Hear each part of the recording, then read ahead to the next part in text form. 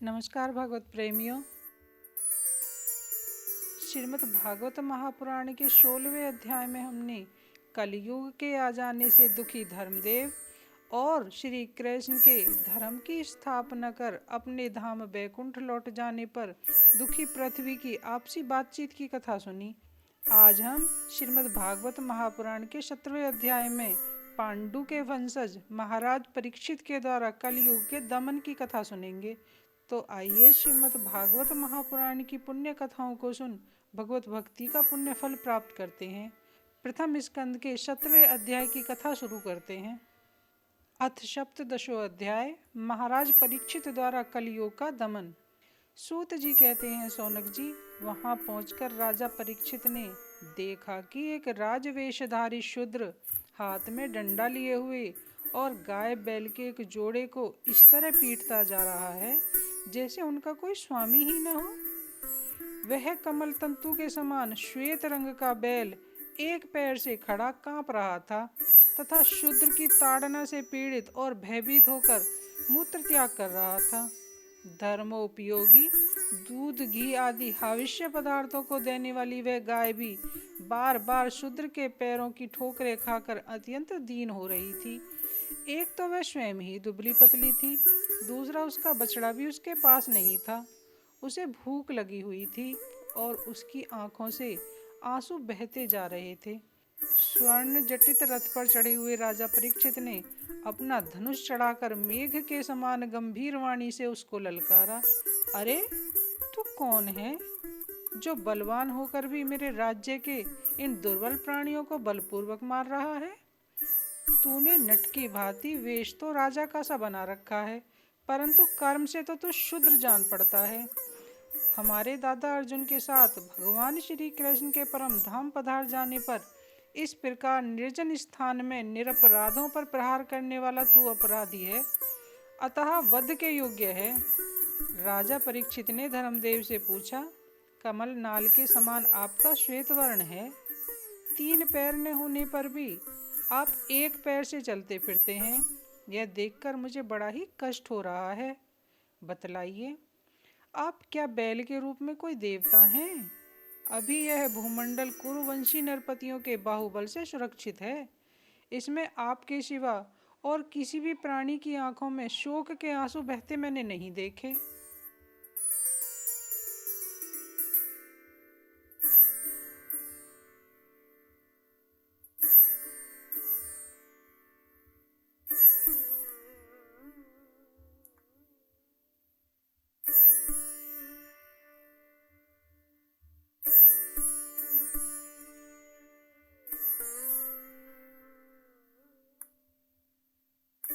राजाओं का परम धर्म यही है कि वह दुखियों का दुख दूर करे।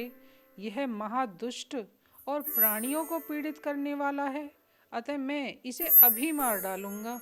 आगे महाराज परीक्षित धर्मदेव से कहने लगे, हे शूरवीनंदन, आप तो 4 पैर वाले जीव हैं, आपके 3 पैर किसने काट डाले? श्री कृष्ण के अनुयायी राजाओं के राज्य में कभी कोई भी आपकी तरह दुखी न हो। हे वृषभ, आपका कल्याण होगा। बताइए, आप जैसे निरपराध साधुओं का अंग भंग करके किस दुष्ट ने पांडवों की कीर्ति में कलंक लगाया है? जो किसी निरपराध प्राणी को सताता है, उसे चाहे वह कहीं भी रहे, मेरा भय अवश्य ही होगा। दुष्टों का दमन करने से साधुओं का कल्याण ही होता है। जो उद्दंड व्यक्ति निरपराध प्राणियों को दुख देता है, वह चाहे साक्षात देवता ही क्यों न हो, मैं उसकी बाजूबंद से विभूषित भुजा को काट डालूंगा। बिना आपत्ति काल के मर्यादा का उल्लंघन करने वालों को शास्त्र अनुसार दंड देते हुए अपने धर्म में स्थित लोगों का पालन करना राजाओं का परम धर्म है। राजा परीक्षित के मुंह से ऐसा सुन धर्मदेव कहने लगे, हे राजन, आप महाराज पांडु के वंशज हैं। आपका इस प्रकार दुखियों को आश्वासन देना आपके योग्य ही है। आगे धर्मदेव कहते हैं, हे राजन, आपके पूर्वजों के श्रेष्ठ गुणों ने भगवान श्री कृष्ण को उनका सारथी और दूत भी बना दिया था। आगे धर्मदेव कहने लगे, हे नरेंद्र, शास्त्रों के विभिन्न वचनों से मोहित होने के कारण हम उस पुरुष को नहीं जानते जिससे कलेशों के कारण उत्पन्न होते हैं। जो लोग किसी भी प्रकार के द्वैत को स्वीकार नहीं करते, वे अपने आप को ही अपने दुखों का कारण बतलाते हैं। कोई प्रारब्ध को कारण बतलाते हैं तो कोई कर्म को, कुछ लोग स्वभाव को, तो कुछ लोग ईश्वर को दुख का कारण मानते हैं। किन्हीं किन्हीं का ऐसा भी निश्चय है कि दुख का कारण न तो तर्क के द्वारा जाना जा सकता है और न ही वाणी के द्वारा बतलाया जा सकता है। हे राज ऋषि, अब इनमें से कौन सा मत ठीक है, ये आप अपनी बुद्धि से ही विचार कर लीजिए। कथा सुनाते हुए आगे सूत जी कहते हैं कि हे ऋषि श्रेष्ठ शौनक जी, धर्म का यह प्रवचन सुनकर सम्राट परीक्षित बहुत प्रसन्न हुए। उनका खेद मिट गया। उन्होंने शांत चित्त होकर उनसे कहा, धर्म का तत्व जानने वाले वृषभदेव, आप धर्म का उपदेश कर रहे हैं। अवश्य ही आप वृषभ के रूप में स्वयं धर्म हैं, क्योंकि आपने अपने आप को दुख देने वाले का नाम इसलिए नहीं बताया है कि अधर्म करने वाले को जो नरक आदि प्राप्त होते हैं, वे ही चुगली करने वाले को भी मिलते हैं। अथवा यही सिद्धांत निश्चित है कि प्राणियों के मन और वाणी से परमेश्वर की माया के स्वरूप का ही निरूपण नहीं किया जा सकता। हे धर्मदेव, सतयुग में आपके 4 चरण थे, तप, पवित्रता, दया और सत्य। इस समय अधर्म के अंश गर्व, आसक्ति और मद से 3 चरण नष्ट हो चुके हैं। अब आपका 4था चरण केवल सत्य ही बच रहा है, उसी के बल पर आप जी रहे हैं। असत्य से पुष्ट हुआ यह अधर्म रूप कलयुग उसे भी ग्रास कर लेना चाहता है। ये गौ माता साक्षात पृथ्वी देवी हैं। भगवान ने इनका भारी बोझ उतार दिया था। ये उनकी राशि राशि सौंदर्य बिखेरने वाले चरण चिन्हों से सर्वत्र उत्सवमयी हो गई थी। अब ये उनसे बिछड़ गई हैं। वे साध्वी अभागनी के समान नेत्रों में जल भरकर यह चिंता कर रही हैं कि अब राजा का स्वांग बनाकर ब्राह्मण द्रोही शूद्र मुझे भोगेंगे। महारथी परीक्षित ने इस प्रकार धर्म और पृथ्वी को सांत्वना दी और फिर उन्होंने अधर्म के कारण रूप कलयुग को मारने के लिए तीक्ष्ण तलवार उठाई। कलयुग तुरंत ही ताड़ गया कि ये अब मुझे मार ही डालना चाहते हैं। अतः झटपट उसने अपने राज चिन्ह उतार डाले और भाव विह्वल होकर उनके चरणों पर अपना सिर रख दिया। राजा परीक्षित बड़े ही यशस्वी, दीनवत्सल और शरणागत रक्षक थे। उन्होंने जब कलयुग को अपने पैरों पर पड़े देखा तो कृपा करके उसको मारा नहीं, अपितु हंसते हुए राजा परीक्षित कलयुग से कहने लगे, जब तू शरण में आ ही गया है तो तुझे अर्जुन के यशस्वी वंश में उत्पन्न हुए किसी भी वीर से तुझे कोई भय नहीं, परंतु तू अधर्म का सहायक है, इसलिए तुझे मेरे राज्य में बिल्कुल नहीं रहना चाहिए। तेरे राज्य में रहने से राजाओं के अंदर झूठ, चोरी, दुष्टता, स्वधर्म त्याग, दरिद्रता, कपट, कलह, दंभ और दूसरे पापों की बढ़ोतरी हो रही है। अतः तुम अधर्म के साथी हो। इस पूरे ब्रह्मव्रत में तुझे एक क्षण भी नहीं ठहरना चाहिए, क्योंकि यह धर्म और सत्य का निवास स्थान है। इस क्षेत्र में यज्ञ विधि के जानने वाले महात्मा यज्ञों के द्वारा यज्ञ पुरुष भगवान की आराधना करते रहते हैं। आगे राजा परीक्षित कलयुग से कहते हैं कि इस देश में भगवान श्री हरि यज्ञों के रूप में निवास करते हैं। यज्ञों के द्वारा उनकी पूजा होती है और यज्ञ करने वालों का कल्याण करते हैं। वे सर्वात्मा भगवान वायु की भांति समस्त चराचर जीवों के भीतर और बाहर एक रस स्थित रहते हैं, उनकी कामनाओं को पूर्ण करते रहते हैं। आगे सूत जी कहते हैं, परीक्षित की यह आज्ञा सुनकर कलयुग सिहर उठा।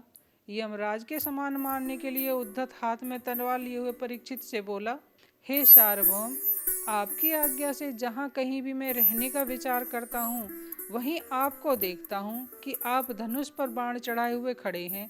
हे धार्मिक शिरोमणि, आप मुझे वह स्थान बतलाइए जहाँ मैं आपकी आज्ञा का पालन करता हुआ स्थिर होकर रह सकूं। सूत जी कहते हैं, कलयुग की प्रार्थना स्वीकार करके राजा परीक्षित ने उसे 4 स्थान दिए: द्यूत, मदपान, स्त्री संग और हिंसा। स्थानों में क्रम से असत्य, मद, आसक्ति और निर्दयता, ये 4 प्रकार के अधर्म निवास करते हैं। राजा परीक्षित के 4 स्थान दिए जाने पर भी कलयुग उनसे और स्थान मांगने लगा। तब समर्थ परीक्षित ने उसे रहने के लिए एक और स्थान, स्वर्ण यानी धन दिया। इस प्रकार कलयुग के 5 स्थान हो गए: झूठ, मद, काम, वैर और रजोगुण। महाराज परीक्षित के द्वारा दिए गए इन 5 स्थानों में अधर्म का मूल कारण कली उनकी आज्ञाओं का पालन करते हुए निवास करने लगा। इसलिए आत्मकल्याणकामी पुरुष को इन 5 स्थानों का सेवन कभी नहीं करना चाहिए। धार्मिक राजा, प्रजा वर्ग के लौकिक नेता और धर्मोपदेष्टा गुरुओं को तो बड़ी सावधानी से इनका त्याग करना चाहिए। राजा परीक्षित ने इसके बाद वृषभ रूप धर्म के 3 चरण तपस्या, शौच और दया जोड़ दिए और आश्वासन देकर पृथ्वी देवी का भी संवर्धन किया। वे ही महाराज परीक्षित इस समय अपने राज सिंहासन पर, जिसे उनके पितामह महाराज युधिष्ठिर ने वन में जाते समय उन्हें दिया था, विराजमान हैं। वे परम यशस्वी सौभाग्यभाजन चक्रवर्ती सम्राट राज ऋषि परीक्षित इस समय हस्तिनापुर में कौरव कुल की राज्य लक्ष्मी से शोभायमान हैं। आगे सूत जी कहते हैं, शौनक जी, अभिमन्यु नंदन राजा परीक्षित वास्तव में ऐसे ही प्रभावशाली हैं जिनके शासन काल में आप लोग इस दीर्घकालीन यज्ञ के लिए दीक्षित हुए थे। इति श्रीमद्भागवत महापुराणे परमहंसायां संहितायां प्रथम स्कंदे कलि निग्रहो नाम सप्तदशो अध्याय। भागवत प्रेमियों, प्रथम स्कंद के 17वें अध्याय की कथा को यहीं विराम देते हैं। कथा आपको कैसी लगी हमें कमेंट के माध्यम से ज़रूर बताएं। पसंद आई हो तो अपने दोस्तों के साथ भी शेयर करें, और यदि आप आगे की कथाएं सुनने के इच्छुक हैं तो हमारे चैनल को सब्सक्राइब करें। तो भागवत प्रेमियों, मिलते हैं श्रीमद् भागवत महापुराण के प्रथम स्कंद की 18वीं कथा में। इसमें हम राजा परीक्षित को श्रीगी ऋषि के श्राप की कथा सुनेंगे। तब तक के लिए नमस्कार। जय हिंद, जय भारत।